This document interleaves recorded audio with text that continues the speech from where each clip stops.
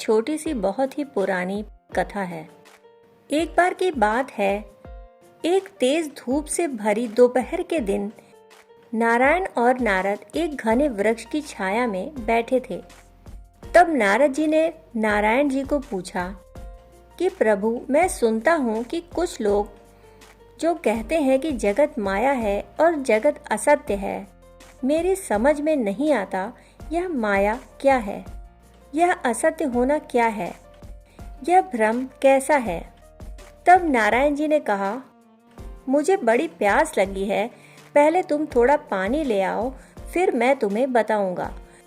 धूप भी तेज थी, इसलिए नारद जी एकदम उठकर ना गए। थोड़ी देर वृक्ष की छाया में बैठे रहे। उसके बाद पानी लेने एक गांव में पहुंचे।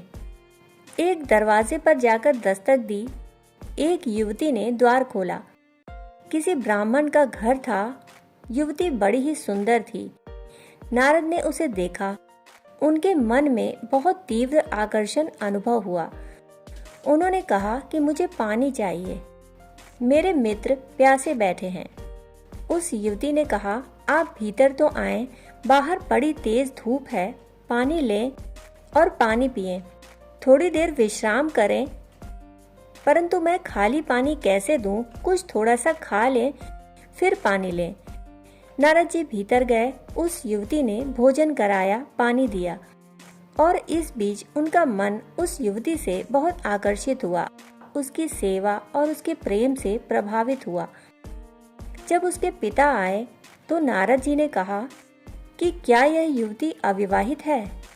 मैं इसके लिए अपना हाथ बढ़ाता हूँ, मैं इससे विवाह करना चाहता हूँ। और उसने उस युवती से विवाह किया और उस घर में रहे और भूल ही गए कि नारायण जी के लिए पानी लेने आए थे। कुछ दिन बीते, कुछ माह बीते और फिर वर्ष बीते और उनके बच्चे हुए। कोई 12 वर्ष बीते होंगे और फिर एक बार गांव में बहुत जोर की वर्षा हुई और गांव की जो नदी थी उसमें बहुत ज्यादा बाढ़ आ गई। सारा गांव डूब गया, घर द्वार सब बहने लगे। नारद जी अपनी पत्नी को और अपने 3 बच्चों को लेकर गांव से बाहर निकलने की चेष्टा करने लगे। बाढ़ बहुत जोरों पर थी, हर तरफ पानी ही पानी था। पहले उनका एक बच्चा पानी में बहने लगा। जब वे उसे बचाने गए तो दोनों बच्चे हाथ से छूट गए। उनको बचाने गए तो उनकी पत्नी भी पानी में बहने लगी। वे रोते और चिल्लाते नदी पार करने लगे। बेहोश होकर गिर पड़े। सारा घर, सारा परिवार नष्ट हो गया। वे बेहोश पड़े थे। तब किसी ने उन्हें उठाया और कहा कि नारद उठो, कितनी देर हो गई, मैंने तुमसे कहा कि पानी ले आओ, परंतु तुम हो कि सो ही गए। ठंडी हवा थी, शीतल छाया थी। नारद को नींद लग गई थी और यह सारा सपना उन्होंने देखा। नारायण ने कहा, कुछ समझे? नारद जी बोले, सब समझ गया प्रभु। मेरा तो यहाँ सब बना और सब मिट गया और थोड़े ही क्षणों में 12 वर्ष की जीवन कथा मेरी व्यतीत हो गई। नारायण ने कहा, इससे ज्यादा और कुछ संसार नहीं है और जो उसे माया कहते हैं, इसी वजह से माया कहते हैं।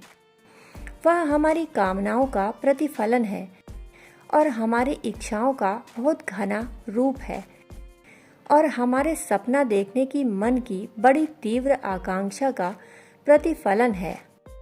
यह हमें लगता है कि यह कैसे हो सकता है कि नारद थोड़े से क्षण को सोए और 12 वर्ष बीत गए। कई बार हमने सपने में देखा होगा, थोड़ी देर में ही वर्षों बीत जाते हैं। सपने में थोड़ी ही देर में वर्ष बीत सकते हैं। यह जो हमारा समय है और यह जो हमारी कल्पना है, वह सपने में प्रगाढ़ हो सकती है, परंतु जाग कर ही पाया जाता है कि सब सपना था। जो लोग इस जीवन से भी जागे हैं, उन्होंने भी इसे सपने से ज्यादा नहीं पाया है। जो सोए हैं उन्हें सत्य है, जो जाग जाते हैं उन्हें असत्य हो जाता है। सोने में ही संसार की सच्चाई है, जो जाग जाता है उसे संसार सत्य नहीं मालूम होता। बाहर की सारी दुनिया उस अर्थ में सत्य नहीं है जिस अर्थ में स्वयं का होना सत्य है।